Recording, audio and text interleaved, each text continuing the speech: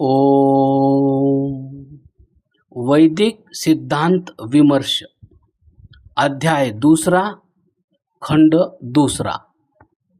प्रश्न, क्या 4 वेदों के अतिरिक्त अन्य भी वेद हैं? उत्तर, वास्तविक मूल वेद तो 4 ही है।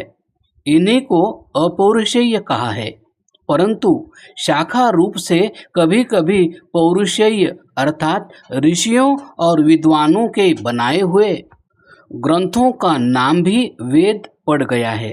जैसे कहीं कहीं गंगा की नहर को भी गंगा और नहर के जल को भी गंगा जल कहते हैं।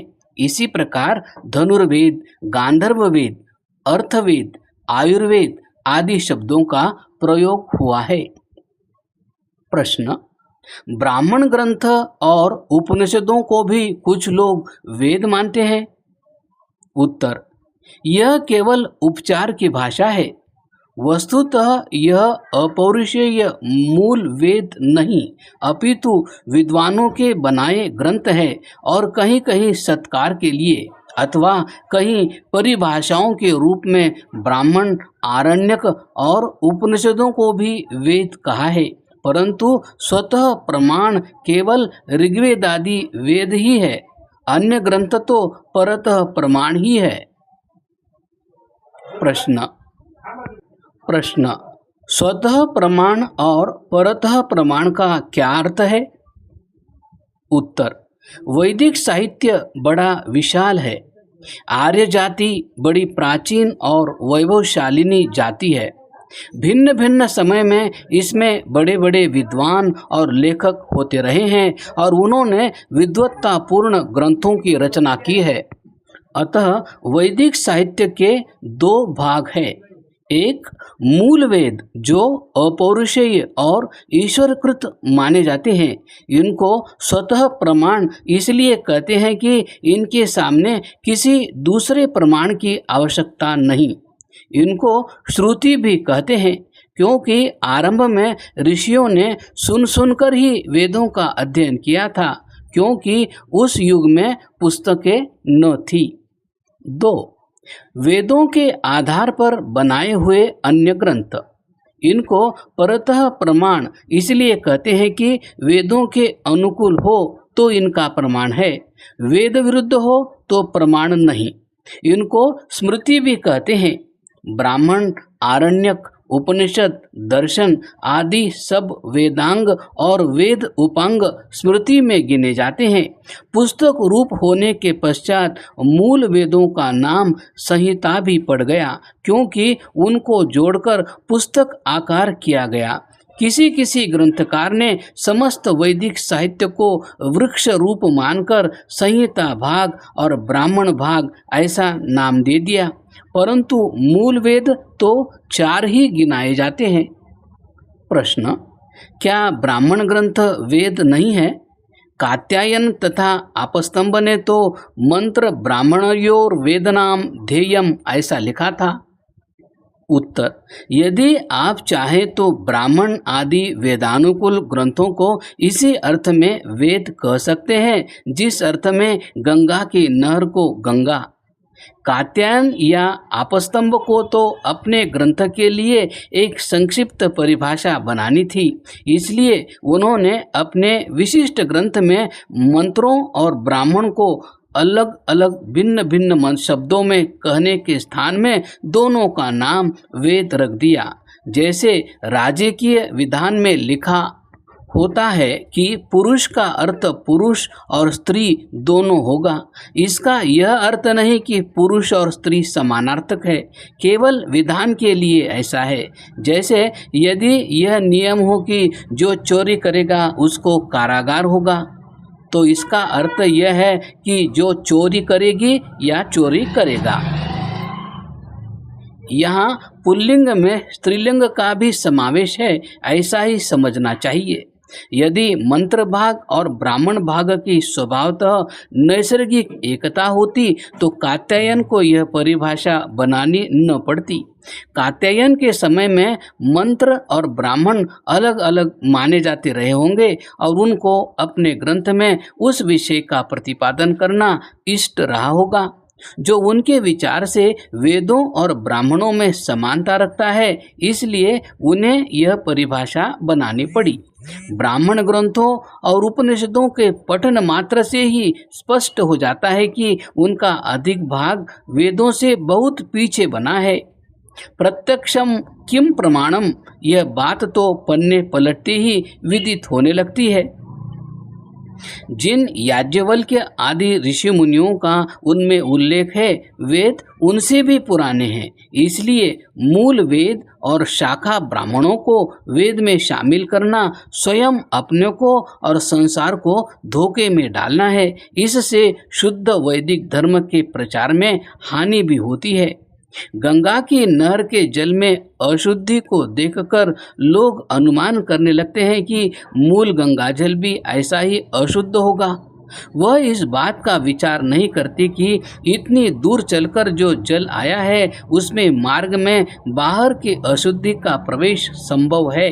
इसी प्रकार ब्राह्मण और उपनिषद काल तो वेदों के काल सब बहुत पीछे का है।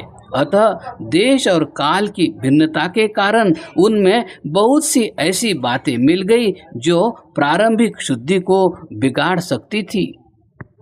प्रश्न: क्या वेद में वशिष्ठ, राम, कृष्ण, अत्रि, भृगु आदि ऐतिहासिक या अर्ध ऐतिहासिक पुरुषों के नाम नहीं हैं? उत्तर: शब्द तो विद्यमान है, उनको कौन निकाल सकता है, परंतु यह मीमांसनीय विषय है कि वे ऐतिहासिक पुरुषों के नाम हैं। आजकल भी पुरुष स्त्री के जो नाम रखे जाते हैं उनके कोई न कोई अर्थ अवश्य होते हैं, परंतु जो ही वह विशेष व्यक्ति के नाम होकर व्यक्तिवाचक संज्ञा हो जाते हैं उस समय ही उनका सार्थकत्व नष्ट या लुप्त हो जाता है। जैसे किसी पुरुष का नाम सत्यकाम। सत्यकाम शब्द का अर्थ है सत्य की कामना करने वाला व्यक्ति। माँ बाप ने अपने पुत्र का नाम सत्यकाम इसलिए रखा कि उसका अर्थ शुभ और सुंदर था, परंतु जब उस लड़के को सत्यकाम कहने लगे तो सत्यकाम व्यक्ति वाचक हो गया। संभव है कि वह लड़का महा झूठा हो और उसे राज दरबार से झूठ के अपराध में 1 वर्ष का कारागार हो जाए और न्यायाध्यक्ष कहे सत्यकाम को 1 वर्ष का कारागार दिया जाता है, तो क्या कोई न्यायाधीश को कहेगा कि आप सत्यकाम जैसे पुरुष को क्यों दंड देते हो? और यदि इस लड़के से पूर्व की लिखी हुई किसी पुस्तक में सत्यकाम शब्द उसके वास्तविक अर्थ में प्रयुक्त हुआ हो तो यह कहना भूल होगी कि उस पुस्तक में इसी झूठे सत्यकाम का उल्लेख है। प्रश्न: आपके कथन से यह प्रकट होता है कि वेदों में आए हुए वशिष्ठ आदि शब्द ऐतिहासिक वशिष्ठ राम के गुरु नाम के सूचक नहीं। उत्तर: आप सत्य कहते हैं, हमारा यही अभिप्राय है। प्रश्न: यह मत शायद स्वामी दयानंद जैसे आधुनिक भाष्यकारों का है, प्राचीन भाष्यकारों का नहीं। उत्तर: आपने खोजा नहीं, अन्यथा ऐसी अटकल की बात न करते। स्वामी दयानंद ने तो प्राचीन ऋषियों के मंतव्य को ही दोहराया या स्पष्ट किया है। यह तो सभी भाषाविज्ञ लोग मानते हैं कि पहले यौगिक अर्थात धात्वर्थ द्योतक होता है। जिसके पास लाख रुपए हो उसी को लखपति कहेंगे, परंतु पीछे से शब्द योग रूढ़ी या रूढ़ी हो जाते हैं, अर्थात दरिद्र का नाम भी लखपति हो सकता है। आप अपने कुत्ते या हाथी का नाम भी लखपति रख सकते हैं। हम यहाँ कुछ उदाहरण देते हैं। वशिष्ठ वसु ऋग्वेद अतिशयेन वासयिता सर्वस्य वासयितृमः अत्रिं शत्रूणाम अन्नानाम वा भक्षकः अत्रिः दुःखत्रयरहितः अत्रिणत्रय कर्णवाहा मेधाविन ऋत्विजः कण्वतः अत्यंत मेधावी, कण्वासः मेधाविनः, जमदग्निना प्रज्वलिताग्निना, वसिष्ठः प्राणो वै वसिष्ठः ऋषि। महिधर भाष्य में शतपथ को उद्धृत किया है। प्राणो वै वसिष्ठ ऋषिर्यद्वैनु श्रेष्ठतेन वसिष्ठो अथो यद्व तृतीयो वसति तेनो एव वसिष्ठः। अर्थात श्रेष्ठतम होने से प्राण को वशिष्ठ ऋषि कहा गया। भारद्वाज मनो वै भरद्वाज ऋषि अन्नवाजो यो वे मनो विभरति सो अन्नवाजम भरति तस्मान मनो भरद्वाज ऋषि। शतपथ ब्राह्मण। देखो यजुर्वेद 13:55 का महिधर भाष्य। यहाँ भारद्वाज का अर्थ है मन। जमदग्नि चक्षुर्वय जमदग्नि ऋषिर्यदेनेन जगत पश्यतंतो मनुते तस्मात् चक्षुर्जमदग्नि ऋषि। शतपथ ब्राह्मण। यजुर्वेद महिधर भाष्य 13:56 जमदग्नि का अर्थ है आँख। विश्वामित्र श्रोत्रम वै विश्वामित्र ऋषिर्यदेनेन सर्वतः शृणोति अथो यदस्मै सर्वतो मित्रं भवति तस्मात् चित्रम विश्वमित्रम ऋषि। शतपथ ब्राह्मण। महिधर यजुर्वेद भाष्य 13:57 विश्वमित्र का अर्थ है कान। विश्वकर्म वाग्वै विश्वकर्म ऋषिर्वाचा हिदम सर्वकृतम तस्मात् वाग विश्वकर्म ऋषि। विश्वकर्म वाणी को कहते हैं क्योंकि वाणी से सब काम किया जाता है। महिधर का यजुर्वेद भाष्य 13:58 कृष्ण यजुर्वेद। इससे उवटकृत भाष्य में यह अर्थ दिए हैं।